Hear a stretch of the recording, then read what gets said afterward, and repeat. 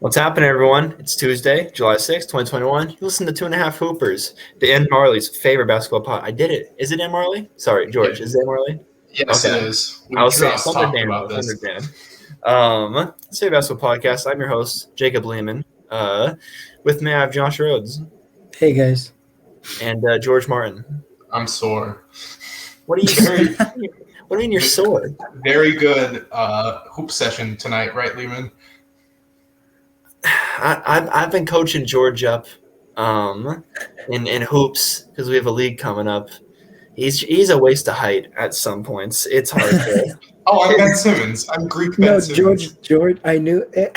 George did the thing that every big tall guy gets mad about, where he posted a TikTok on his Snap story, and it was like, "Oh, I'm sick and tired of people saying if I was your height, George. If Lehman and I had an extra couple inches, we're the Jam Brothers, actually." If I have, just give me 9 more inches. That's all I'm asking for. And I would easily be D3. Easily. I'd be 6'10" and only somewhere. D3 is sad. You know what, George? You don't even have a job, so I don't know why. I don't know why you're insulting me for not going to the college of my dreams. But yeah, we're getting back into shape. We got a league coming up. But yeah, George. Once he finally gets together, I'm gonna be a proud dad. We're gonna have a cookout, and we're gonna give George a participation trophy when he finally is gonna make a post-up layup. But getting back on track. Actually, no, we gotta address this. All new locations. You can't see it, but George is not ready to show off his e-boy lights yet. He has no camera. Me, it's my whole body. You just see the whole. I'm at an angle right now. I'm moving. Hair's red. And Josh finally got his room back. I don't know how, but he got his room back. It's a miracle. It might not last long. I came home and people were on the couch. I was like, oh, it's starting. Josh, for 2 weeks, I think 5 months ago, was like, got a new bed. Most comfortable thing I've ever been on. Then a week later, he's back on the couch. So I don't know if it'll last, but no, I can't say that. I can't say that. Maybe she's a listener, but we got a good show for you guys. Review of the Hawks season. They lose to the Bucks in 6. They bring back Nate McMillan. We got the famous question, successful season. I think we all know our answer to that one, but still got to ask it. And then NBA Finals preview, including X Factors, who would party the hardest in their parade, and our predictions for the game and NBA Finals MVP. But first, remember, like what cheer, make sure to check us out on Instagram, Twitter, at THHoopers. Drop a comment, drop a follow. I'm following everyone back. We're almost at 50 followers on Instagram. George told me if we're not at 100 followers by the end of the summer, he's probably going to quit it. That was a few months ago, but I don't know if he still thinks that. So I'm trying to get up to 100. If you want to have the half hooper stay, we need to hit 100. Because he's got his own thing going on now. He's on Twitter. He's going viral. He's hitting bangers on Twitter. Yeah, George is quantity over quality, but sometimes he gives you something nice. You ever go to McDonald's and you actually get like a good meal? That's George's Twitter. Like sometimes it's just fish fillets and stuff, but sometimes you get a nice little. Sometimes you get like a curly fry and your regular fry. And that's George on Twitter. Sometimes he gets 3K. That's pretty nice. But yeah, let's get into it. So yeah, remember at THHoopers, drop a comment. We'll reply to it. All that fun stuff. Or tweet George at GeorgeRocks21 on Twitter. That's not my no. Bucks beat the Hawks 118-107 to win the series 4-2. This is all the way back on Saturday. But yeah, for everyone, we decided just to do it today. This is a rare Monday pod because no one could really do it last night. And George was like, let's do a solo episode, just me. I'm like, we're gonna do it tomorrow because I don't want George doing a solo episode. He is capable, but it was not fun for me to do one, so I didn't want to put George through that. But yeah. Punched their tickets to the NBA Finals. The Bucks do. They played the last 2 games without Giannis. This one is no Giannis again. But Trae Young finally gave it a go on his bum ankle. Hawks ran it until the Bucks won the third quarter, 44-29. And the Hawks' offense was fine, but their defense really struggled. I'll get into that later. But Middleton was allowed to have another great game with 32. So I'll start with George here. Just some thoughts here. We're not going to spend a whole lot of time on this just because it's old news. But yeah, what do you think? Middleton, 23 points in the third quarter. Not like the infamous Costa Previs performance where he had 23 in the fourth, but yeah, he was on fire. And Bud decided to open up the bench unit a little bit here. Jeff T got some run. He was perfect from 3. Pat Connaughton had 13 points. So Bud gets a little credit here. He went with something different, and it worked. So, yeah, that's where I'm going to leave that at. Were you surprised that, let me see. Yeah, Bobby Portis, 12 points, bad shooting. Brook Lopez, 13 points, 5 and 9, nothing special. Are you surprised they played a very, very different game than the kind of a very special game they had in that game 5? Yeah, and most of that was opening up the bench, and then Brook Lopez not having a good game when he had 33 in game 5. Yeah. So they played differently, and they were running away with it, especially in that third quarter. So I was surprised. Josh, thoughts on this game?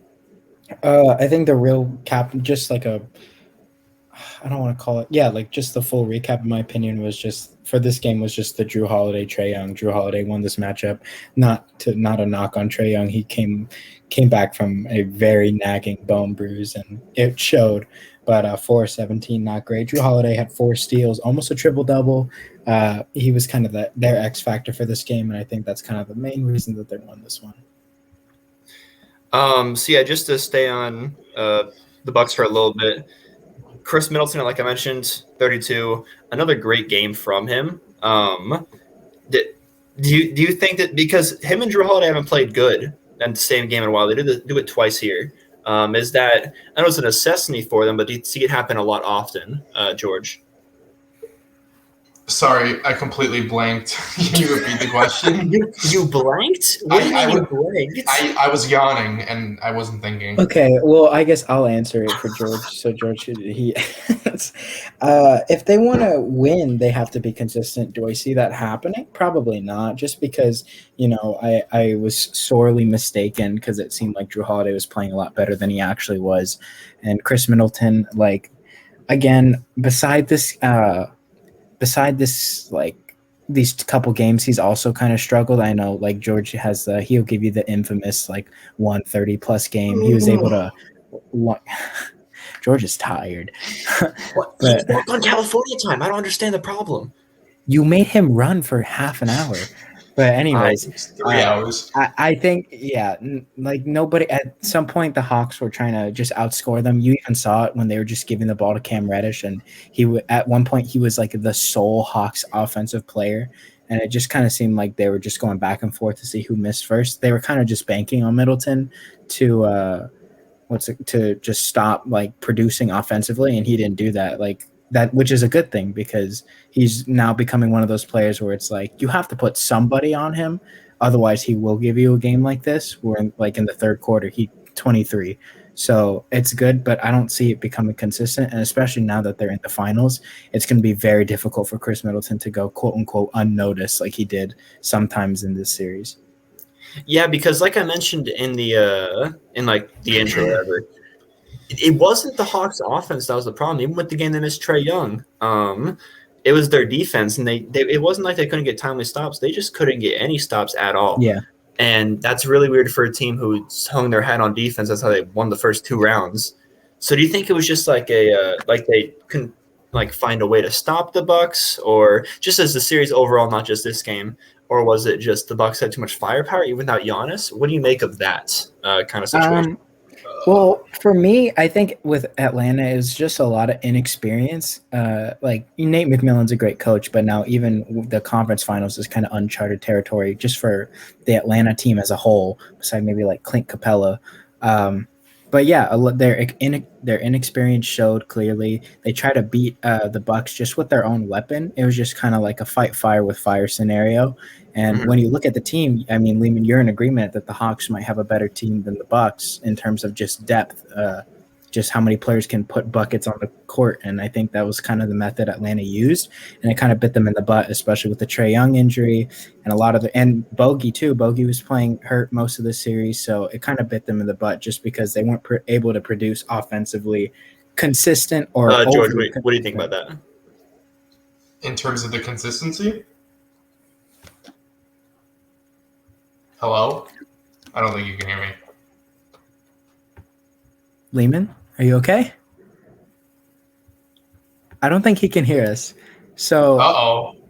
This looks George, like a scene out of freaking he's lost. what's the movie? Unfriended? Oh my He looks god. Okay. lost. What's the You can't question? see him, but so I why tried don't setting up my AirPods. That was horrible. Yeah. Okay. I was All right. fine. But yeah, I guess my whole point was, talking about the consistency. They just weren't able to produce more than Milwaukee consistent enough. And then Lehman asked. Yeah, well, a big part of that, sorry, Lehman, John Collins didn't step up a lot this series. Trayon being out hurt them. Chicken's going to be so good. We also talked about this earlier in the series about how their backcourt was on 1.5 legs. They dealt with a lot of injuries, and like you said, them being young, I don't think that had a whole lot of to do with that because they showed resilience, in the Sixers series and in the Knicks series. I just think outside of like Trey when he was healthy, I mean, Collins wasn't giving him much. Bogey, Herter would show up in sometimes, and then their bench. I mean, outside of like Gallo, I mean, Lewell, he was good in the Sixers series, but in this series, he didn't do a whole lot. So that's where I feel like they lost it. We'll see.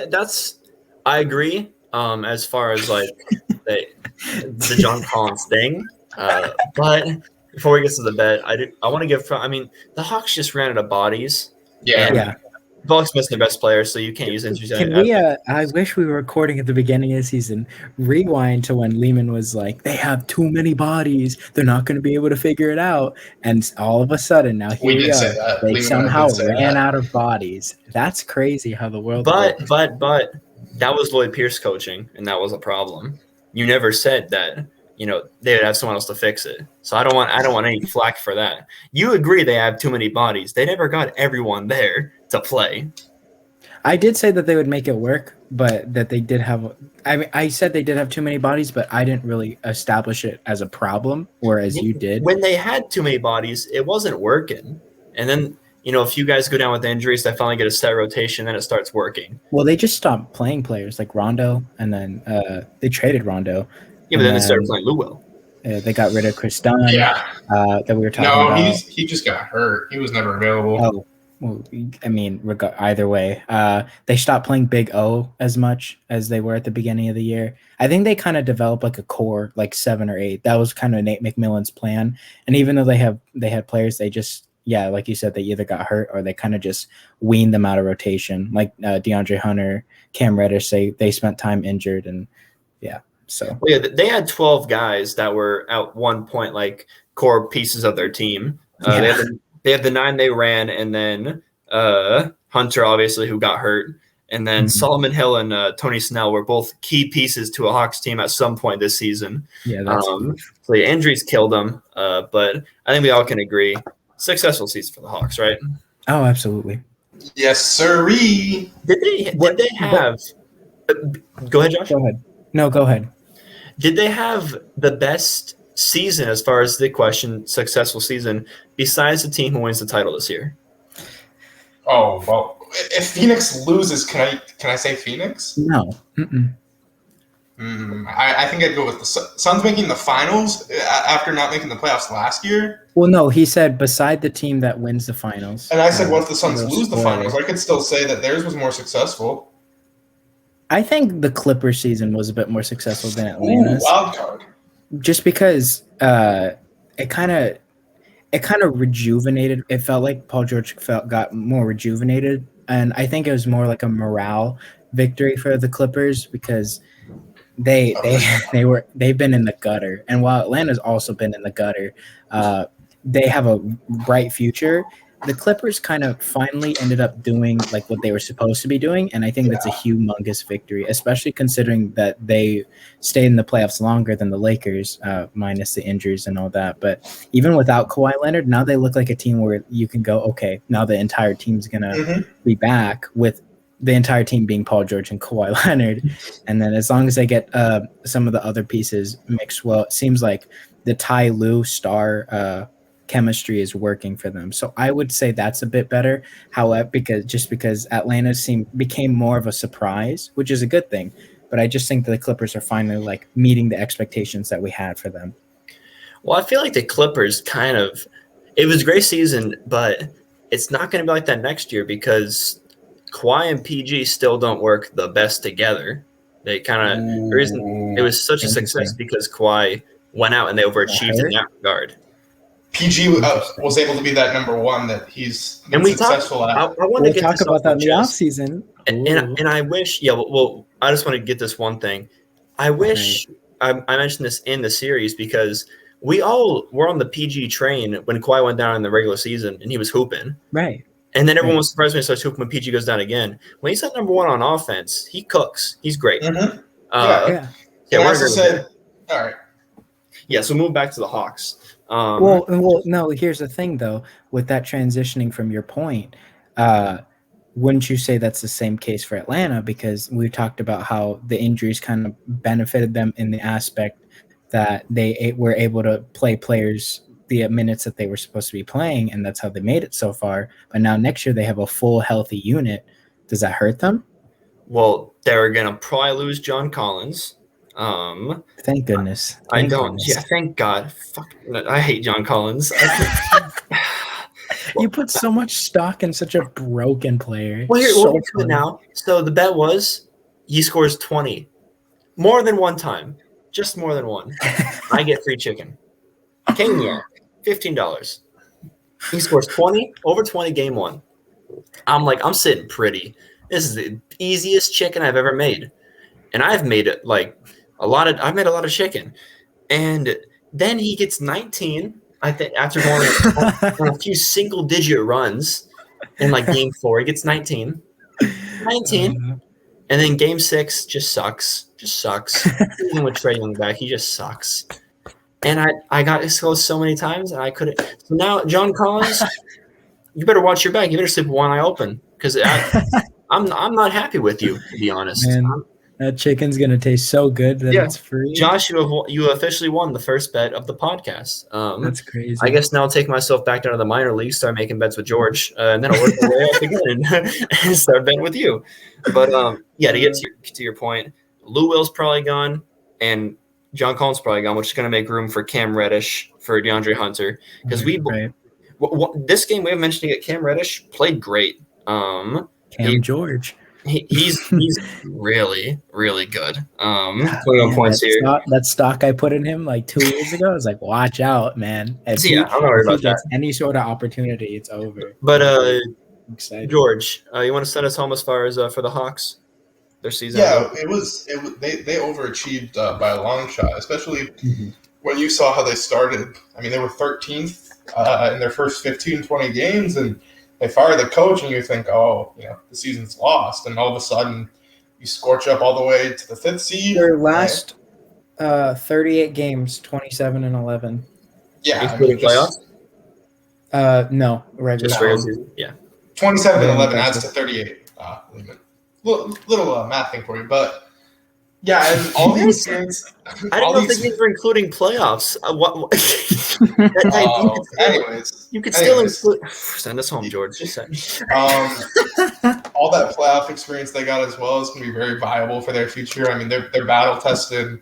They went through some heckling crowds, to say the least, in Philly and New York, 2 tough places to play. So, yeah, they keep that core and they keep developing and stay healthy. I mean, they're going to be top 4 of the East for years to come. As much as I give Philly slack because the Mickey Mouse Ben Simmons, but Atlanta did beat them, and that's probably the highlight. Well, did Atlanta win that series, or did Philly lose that series? No, I mean, I'm not going to answer that question because we all know my answer. But the fact that they were able to beat the number 1 team in the East, that's mightily impressive, especially because we were talking about how almost surefire it was for them to beat whoever came out of the other series. No, New York and Philly are nothing compared to playing in the city of Milwaukee. It's tough. They're crazy down there. So George would know. I'm not surprised that it was Milwaukee that did them in. But yeah, I was very. You boys both got the series. No, you both got it wrong. But you had Bucks in 4, Josh, and then George had Bucks in 5. I had Hawks in 6. So I'd probably get last there. You boys didn't get it right either. My mighty Hawks took you to 6. So No complaints here. One last thing. Nate McMillan gets picked up to be their actual head coach. He was just interim this whole time. Probably the best audition we've seen in recent memory. Besides, probably there's one guy America's Got Talent. I'm not gonna. But yeah, 4 years. So hey, good for them. And good for Nate McMillan. He finally kind of drops that. Always good for a first round, and that's it. Made it to the conference finals. So there we go. All right, boys. It's the NBA Finals preview. It's Bucks versus Suns. Starts tonight, 6 p.m. Game 1 is in Phoenix. We'll get right into it. Giannis is doubtful for Game 1. Just when is he playing? I'll start with the doctor and the Giannis fan himself, George Martin. When do you think he'll play? So he did do some like on-court stuff, some individual drills, one-on-one.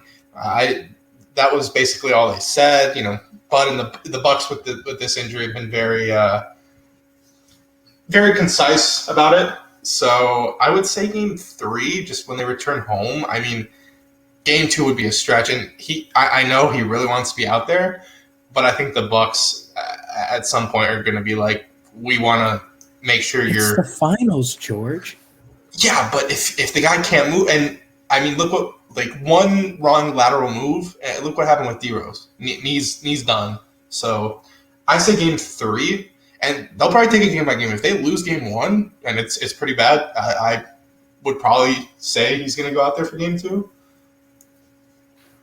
Do you agree, Josh? I think he just comes back Game 2, like regardless of how close it is. Not even if Milwaukee wins, if they play Giannis Game 2 and they steal another one, like. Phoenix has home court, if I'm not mistaken. Yes, they do. Yeah, so like every single game that Giannis is able to play, even at like 50%, is a win because he's a lot to that team, even just his presence. So I think that they just bring him in as soon as possible, and it's the finals. So they've played some pretty solid games without him, going back to even the bubble. So I don't know if they need to rush him back. Although Suns are a different beast than what's been coming out of the East lately. But, I mean, if he does miss, 2 games, if misses 4 games, the series, I mean, how much of a chance do the Bucks have without Giannis? At all? Like, if let's say he comes back Game 3, what are the odds they can win the series? Not much at all. I'd say the Suns would win in like 5 games, and that one game they lose would just be another Chris Middleton 38-point special. So, so if he misses 2 games, they're done. No, because we've seen when teams even go down 2-0. What, Josh? Keep going. Continue.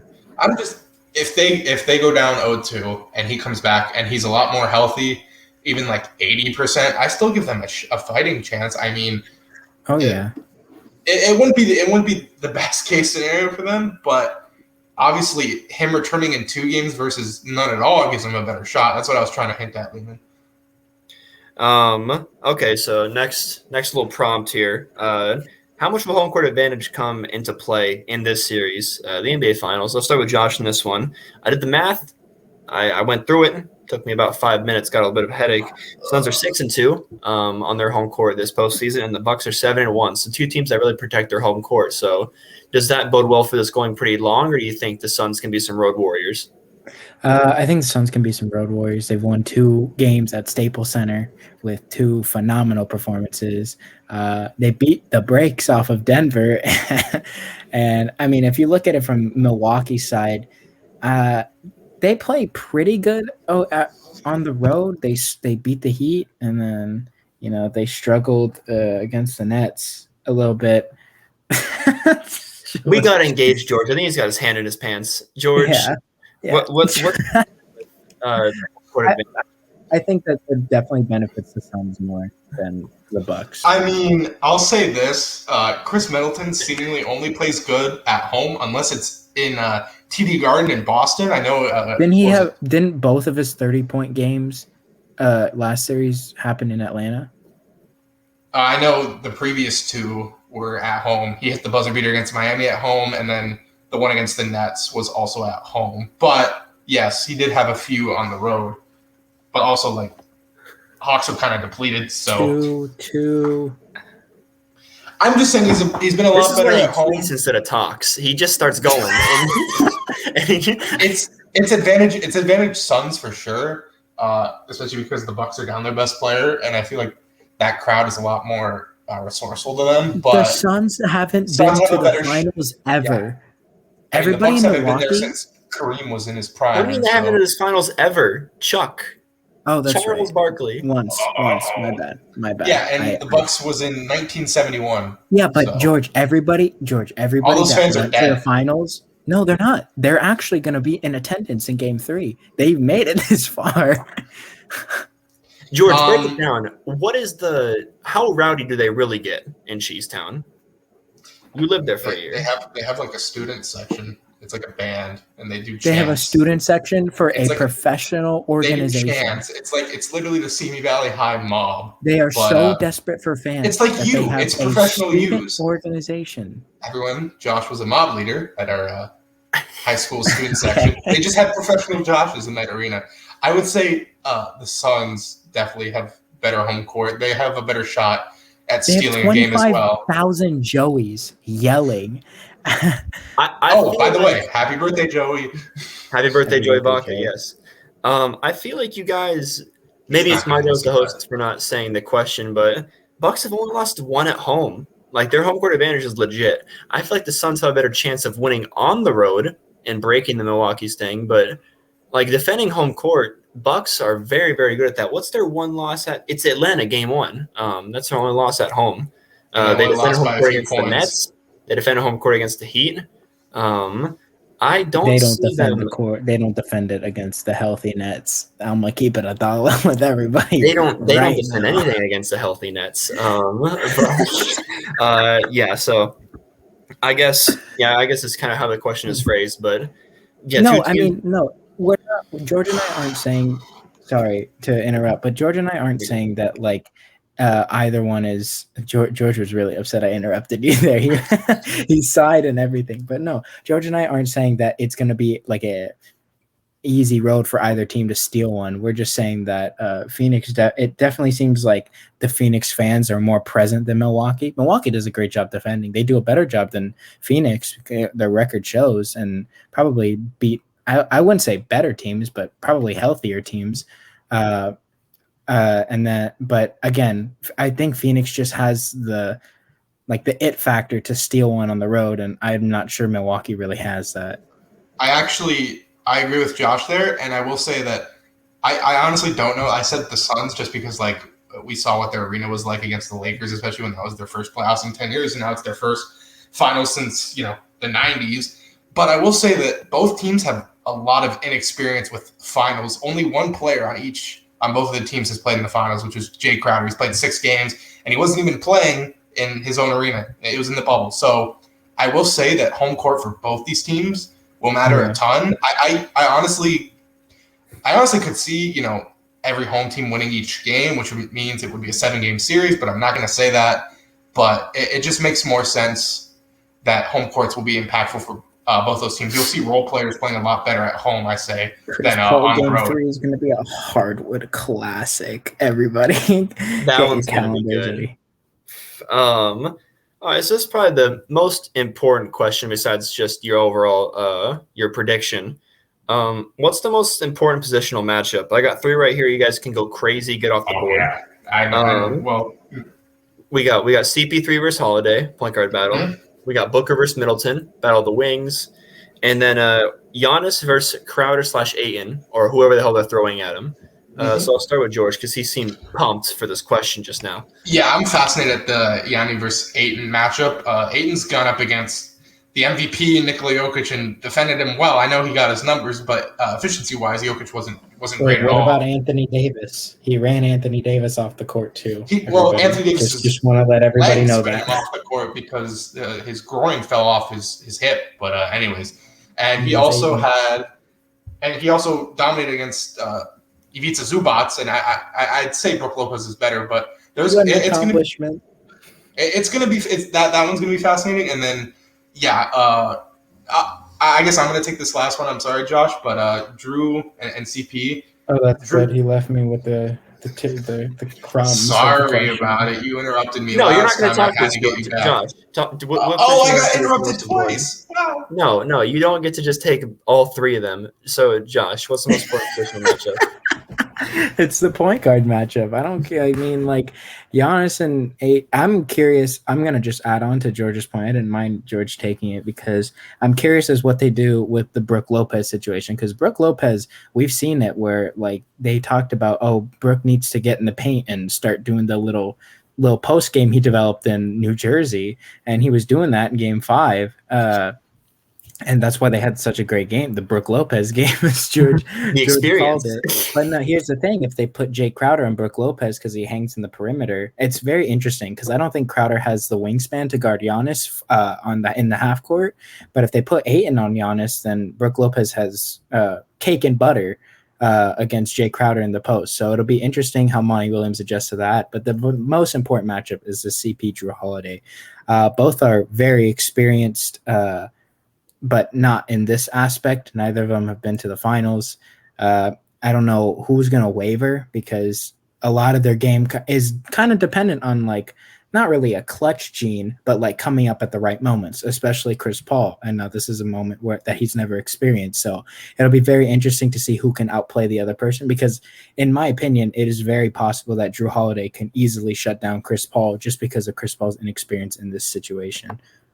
I think you're overrating Chris Paul. Like he's going to get nervous in the finals. He's not going to get nervous. Been in big situations before. Hasn't won in them, but exactly that's my point, though. But Holiday's never made it past the second round. He hasn't won a game in the second round before this year, so it's true. Not. One of my, but I'm kind of with you. But I think he do be sweeping Damian Lillard though.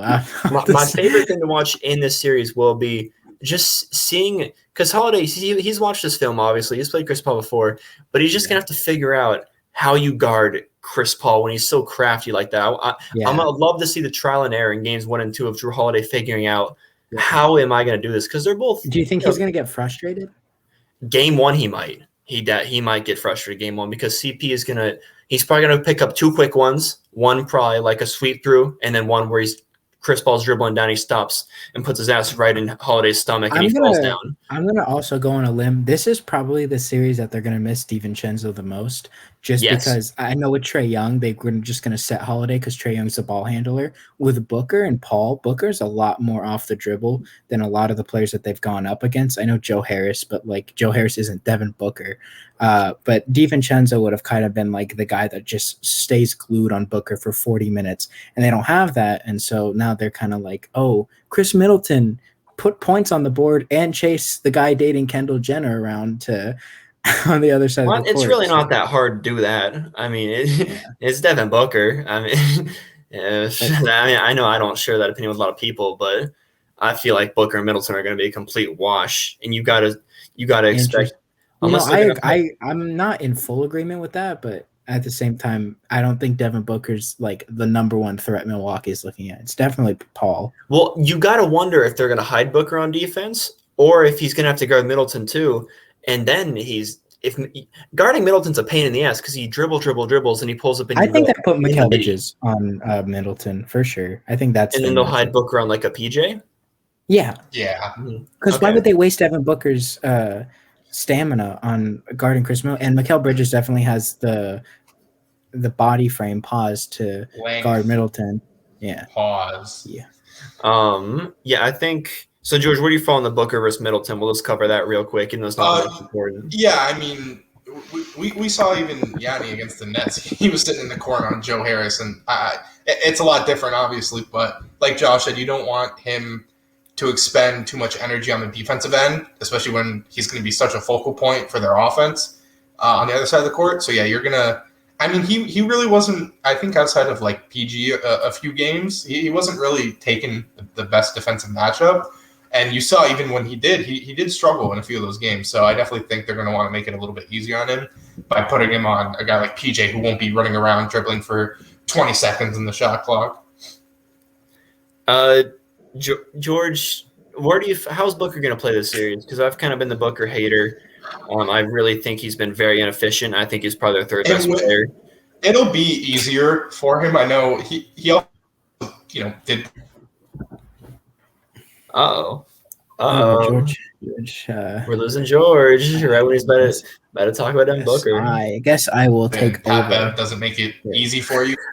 Oh, wait, I'm back. He's Sorry back. about that. So, yeah, what was I saying? Pat Bev wasn't making it easy on him.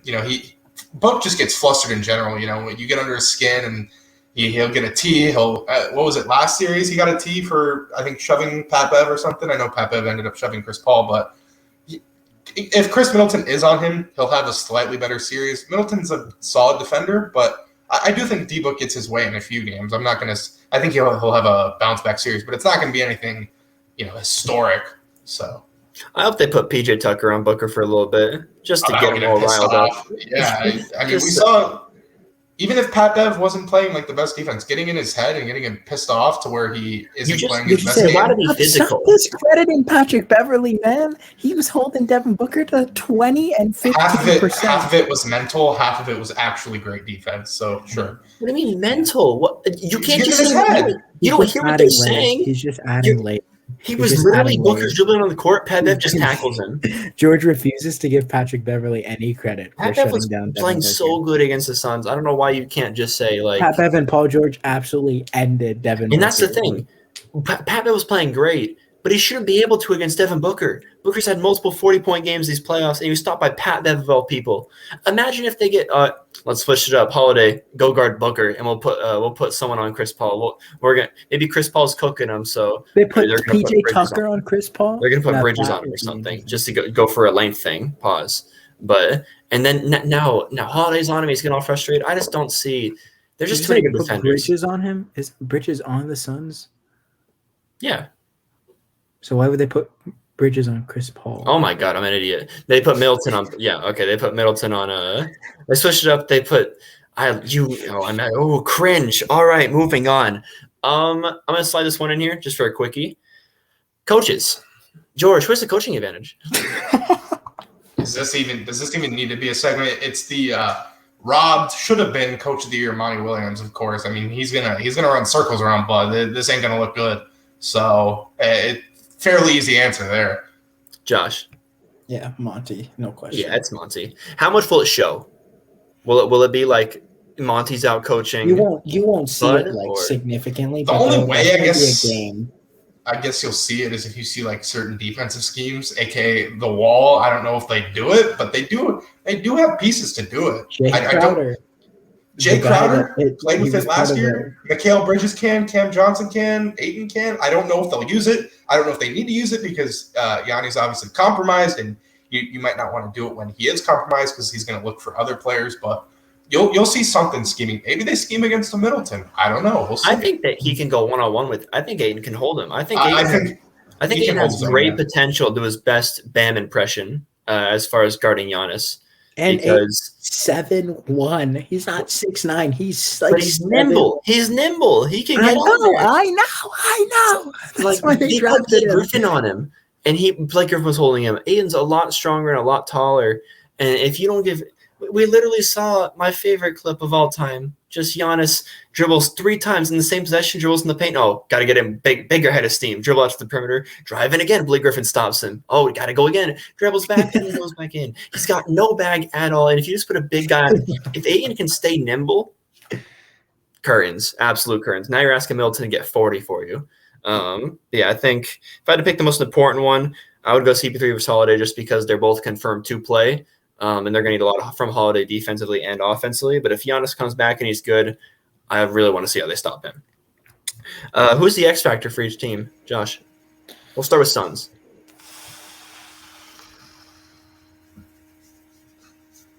X factor.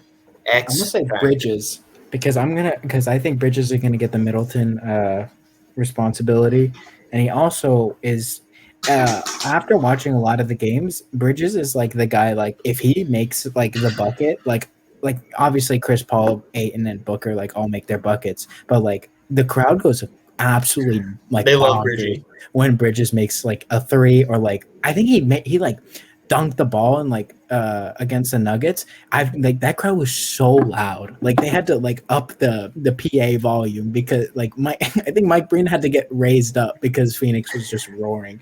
He's definitely going to be their X factor. He's such a young player, but he has just so much potential. Shout out Philadelphia for just shipping him off. That was such a messed up story too. I mean, his mom worked for the Sixers organization. Yeah, Kid was so happy he got shipped on draft. Again, I think he's definitely there. He's definitely their X factor. George, who the X factor for? And if yours was Bridges, you don't gotta lie. Maybe Josh just hit on the nose. It wasn't. I do like that pick. I'm gonna go with Campaign. He was hurt, compromised at the end of that Clipper series. The first 2 games, especially without CP3, I know he'll be there, so it's a lesser role. But they run with a way faster pace when he's in, primarily, and that could throw the Bucks off a little bit, especially because he was hampered at the end, so it might throw him off. And the Bucks don't run with incredible pace in the playoffs, so it could catch him off guard. It definitely caught the Clippers off guard, who is probably a better defensive team. So I'm going to go with Campaign. I agree, George. I think it's Campaign. His health especially. He did not play good in those last games against the Clippers. He was not healthy out there. But hopefully he got some rest. He did get some rest time. Hopefully it was enough rest time.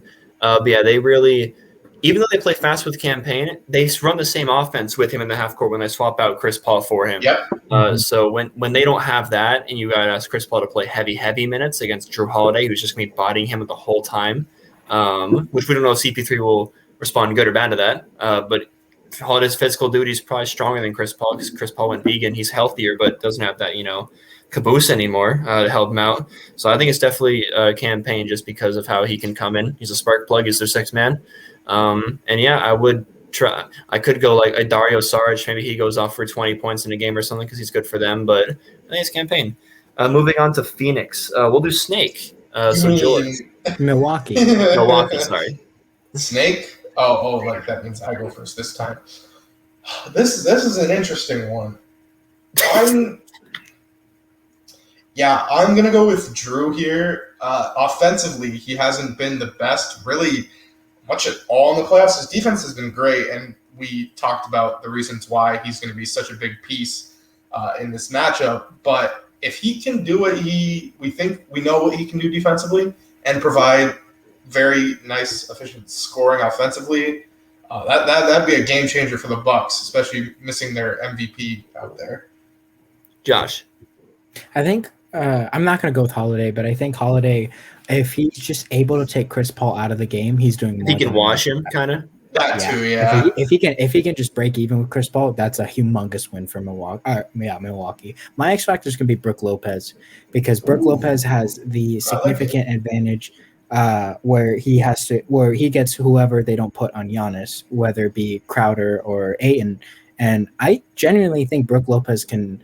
In the case where he gets the ball, he definitely can take either of them depending on where he gets the ball. Like he can definitely do pick and pops if Ayton's on him, and he can definitely take Crowder in the post and get 2 points every single time. But he's got to pick his points. He can't be sitting there as like a player that kind of just like gets the ball at a last resort. Like he has to be involved in the offense. And I know this offense evolves so much around like Giannis running into the paint and getting nothing, Middleton doing the midi ISOs and the Drew Holiday stuff. But he's got to be like a pivotal part of the offense if they want to keep up with the Suns, because when the Suns get rolling offensively, it is very difficult to keep up with them. Yours are both good. I feel slimy saying and picking this, but ain't it Giannis? He determines the whole series because of the health. Yeah, that would be an X factor. That'd be a big X factor.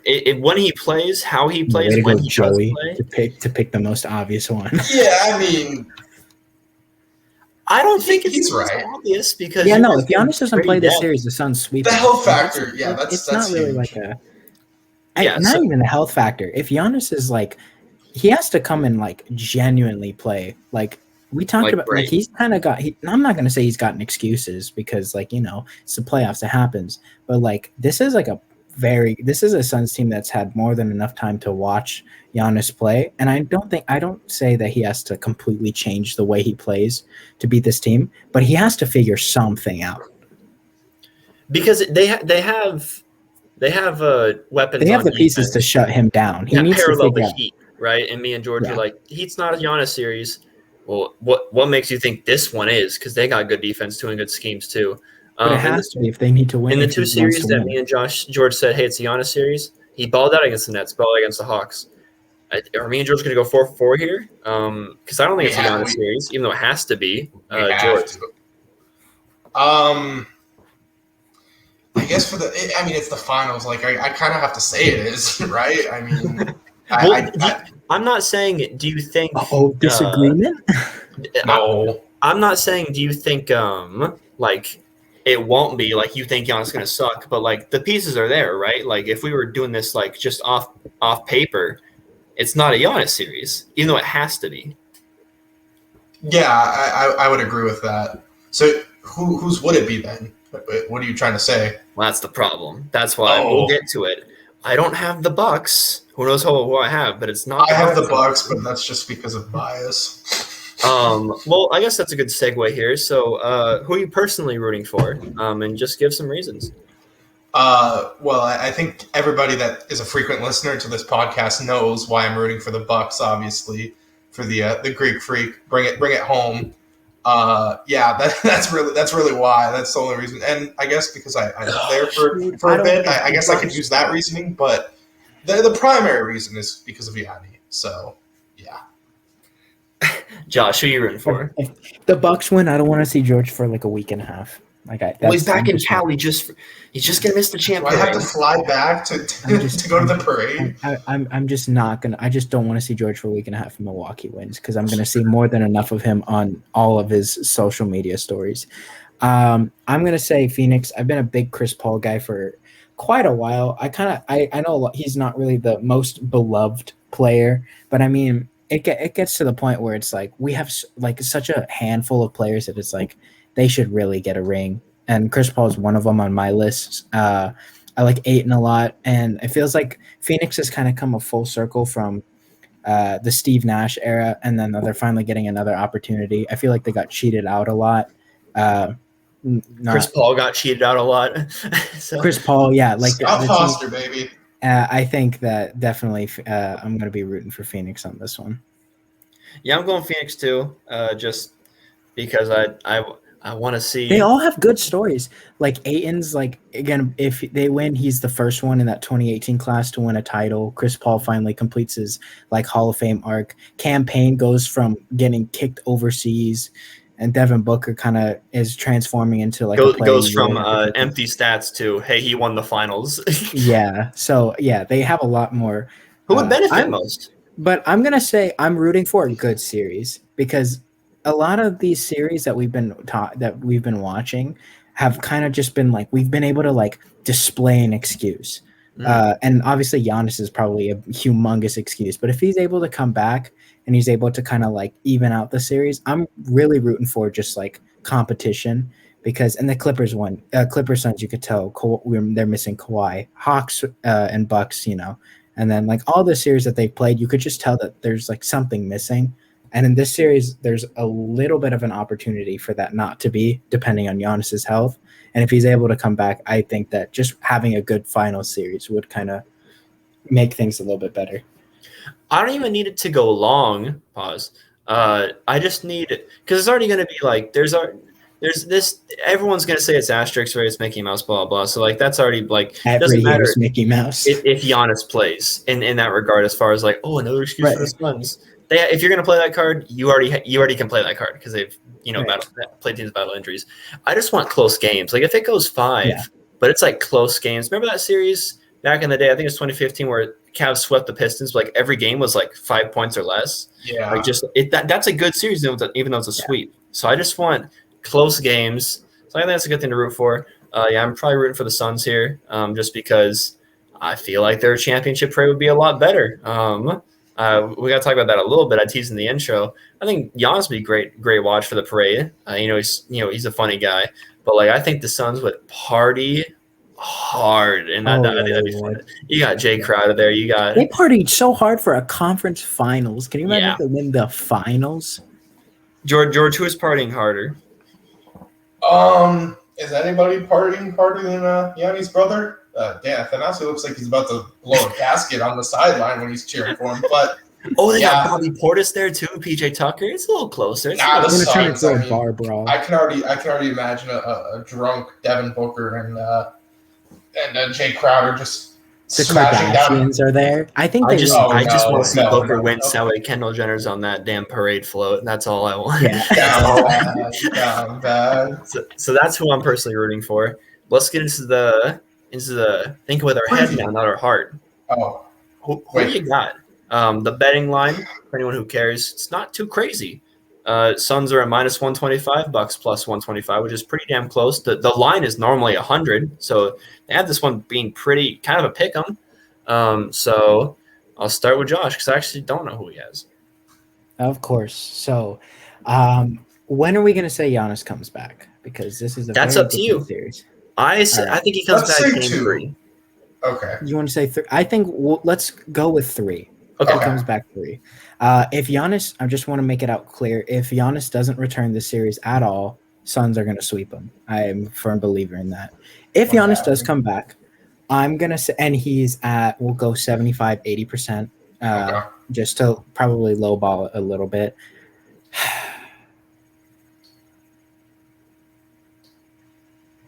I still think it's 5. I don't know. It's really difficult. I don't think Milwaukee really has the chance.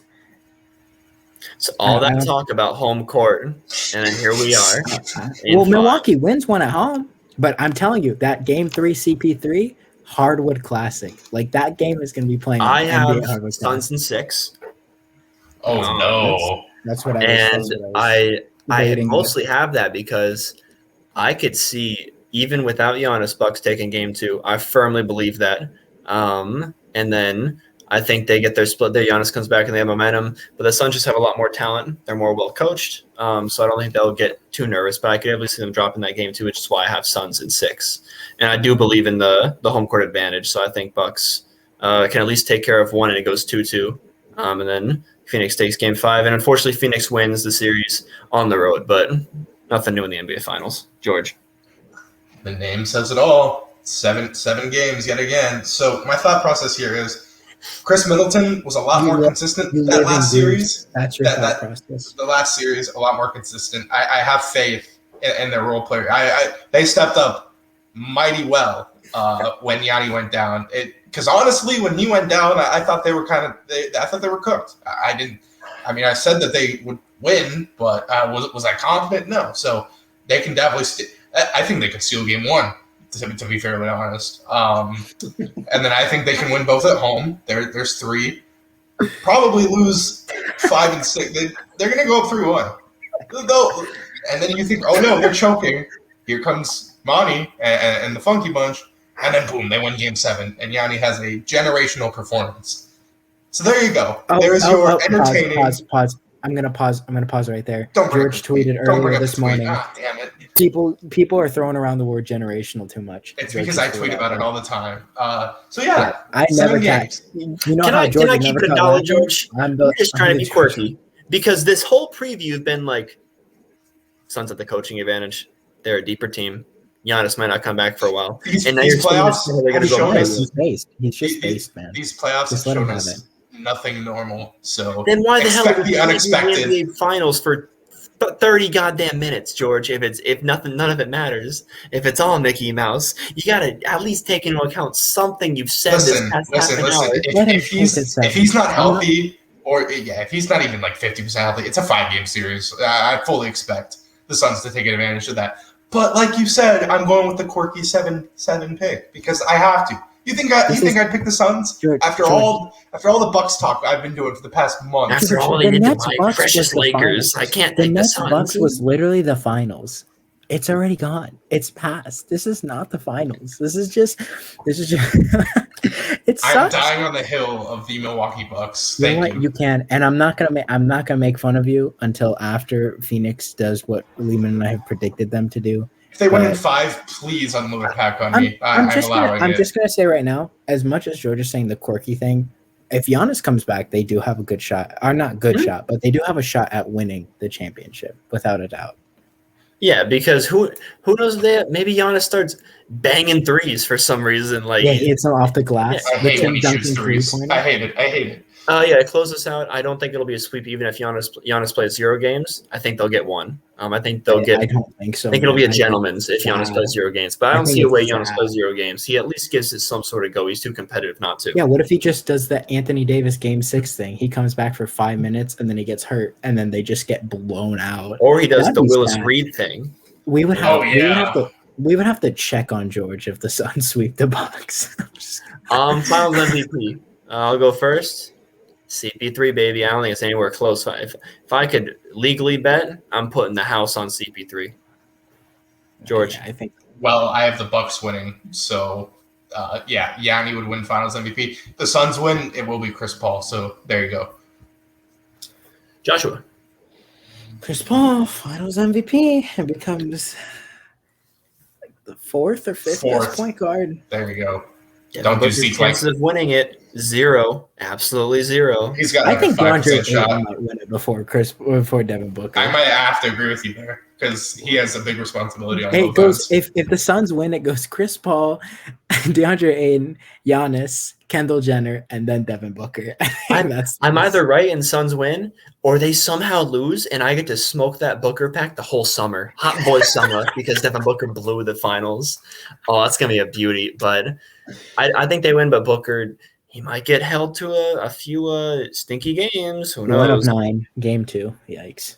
Yeah, so that's the finals preview. I think we're going to call it there. Just a heads up, George, Greece did not make the Olympics. I'm sorry about that. But yeah, live and learn. You know? Oh, How do you wow. say his last name? Nick Calathis? Calathis? Nick 18 Calathis. points. 18 points, 6 boards, 6 assists. Generational Greek player over Raw, there. absolutely raw. Hopefully we see you guys again. George will have another banger of a tweet, and he can promote our podcast under it, and then we'll have some more listeners. But if you made it this far, thank you so much. Go ahead and go to our actual accounts at THHoopers, Instagram and Twitter. If you're watching on YouTube, subscribe. I promise we'll have better setups in a while, so you don't have to see these horrific angles. And you can actually see George for once, because George, you do be looking goofy tonight, so it would have been nice to see him. But always respond to you. Thanks for being an OG. Everyone